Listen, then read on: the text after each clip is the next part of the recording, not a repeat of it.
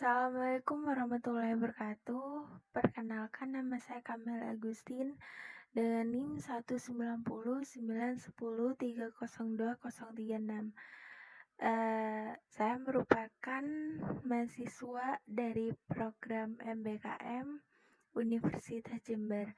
Di sini saya akan mereview buku sebagai tugas mingguan dari kelas Gerakan Sosial B. Dalam dekade ini, perguruan tinggi menjadi target utama dari gerakan sosial. Namun sebagian besar gerakan sosial yang berbasis kampus tersebut berfokus pada masalah mobilisasi daripada tujuan dari gerakan itu sendiri. Dalam teori proses Adam pada tahun 1982 menyarankan bahwa gerakan sosial yang menargetkan negara dapat berhasil ketika peluang politik ada, bersumber daya asli tersedia untuk penantang, dan peserta potensial mengalami pembebasan kognitif. Pendapat saya mengenai hal tersebut bahwa teori Adam mengenai proses politik dapat disesuaikan dengan konteks kampus, terutama jika para sarjana memperhatikan dengan cermat karakteristik unik dari apa yang menjadi struktur peluang pendidikan. Di samping akses gerakan ke sumber daya asli dan kapasitas untuk mewujudkan pembebasan kognitif, meskipun gerakan kebebasan beragama sangat berhasil dan memobilisasi sumber daya yang dimiliki oleh kelompok Kristen di Vanderbilt dan dalam meyakinkan ratusan mahasiswa yang terlibat dalam organisasi mahasiswa Kristen tentang keadilan tujuan mereka dan kebutuhan untuk berpartisipasi dalam gerakan. Karakteristik khusus yang terdiri dari struktur kesempatan pendidikan di Vanderbilt memungkinkan menjelaskan mengapa gerakan kebebasan beragama gagal, karena Vanderbilt tidak memiliki kewajiban hukum atau konstitusional untuk mengakomodasi klaim kebebasan beragama, juga tidak memiliki afiliasi keagamaan yang membuatnya bersimpati pada klaim kebebasan beragama, termasuk dalam tingkat universitas elit yang sebagian besar mendukung hak LGBT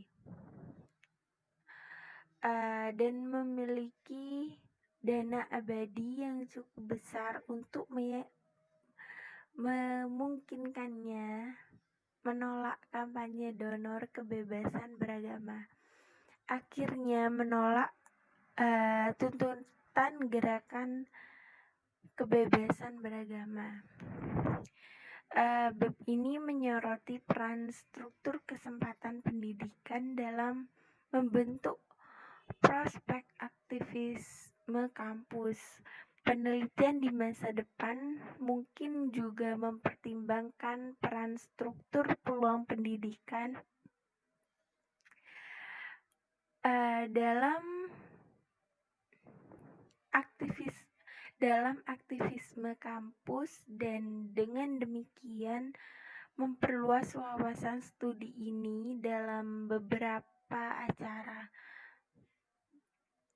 Yang pertama, penelitian masa depan mungkin menggunakan data komparatif untuk menguji secara sistematis teori bab ini bahwa struktur kesempatan pendidikan mempengaruhi keberhasilan gerakan kebebasan beragama di perguruan tinggi dan universitas yang lebih luas.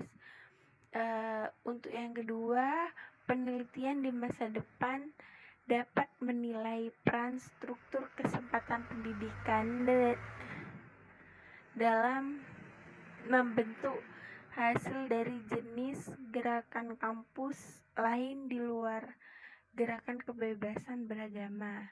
Ketiga, penelitian masa depan mungkin mengidentifikasi dimensi tambahan dari struktur peluang pendidikan yang penting bagi hasil gerakan kampus. Akhirnya, bab ini itu berkontribusi pada literatur lain di luar aktivisme kampus, termasuk literatur tentang agama dan gerakan sosial. Cendekiawan agama dan gerakan sosial pasti telah mendokumentasikan bahwa kelompok agama telah memainkan peran kunci dalam banyak gerakan sosial di Amerika Serikat. Bab ini juga menegaskan temuan bahwa kelompok agama dapat memainkan peran kunci dalam gerakan perubahan sosial. Namun bab ini berinovasi dalam literatur dengan juga mengungkapkan dampak gerakan kebebasan beragama terhadap kelompok-kelompok Kristen yang berpartisipasi di dalamnya. Suatu jenis pertanyaan yang jarang dibahas dalam literatur tentang agama dan gerakan sosial. Dalam kasus ini, keputusan Vanderbilt untuk secara resmi merevisi kebijakan mendiskriminasinya setelah organisasi Kristen mempertanyakan interpretasi Vanderbilt tentang hal itu, berarti bahwa kebijakan yang diperebutkan sekarang telah dimodifikasi. Lebih jauh lagi, komunitas iman Kristen di Vanderbilt sendiri mengalami keretakan dan ketegangan dengan 11 organisasi iman meninggalkan kampus dan dengan banyak organisasi iman baru saling marah.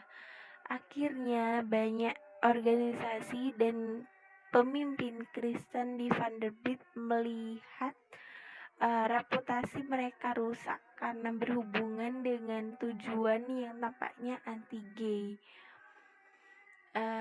Penelitian di masa depan mungkin juga mempertimbangkan sejauh mana komunitas agama dipengaruhi oleh keterlibatan dalam jenis gerakan lain.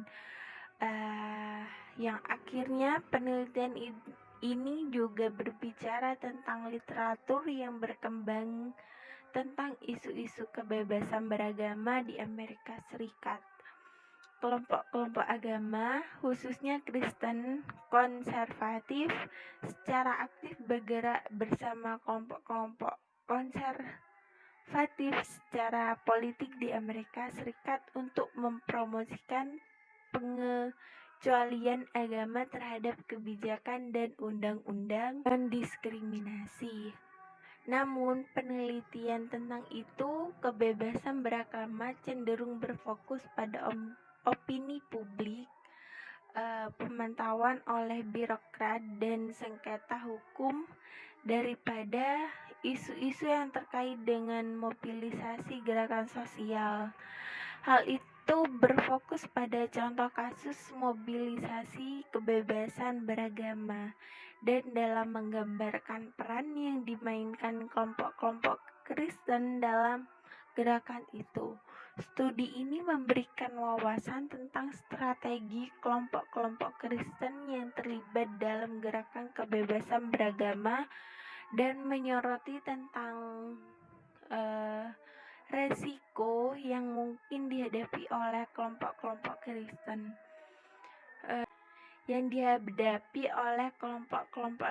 Kristen saat mereka bergerak untuk mendukung kebebasan agama. Seperti itu. Sekian tugas review buku untuk kelas gerakan sosial B dari saya. Terima kasih.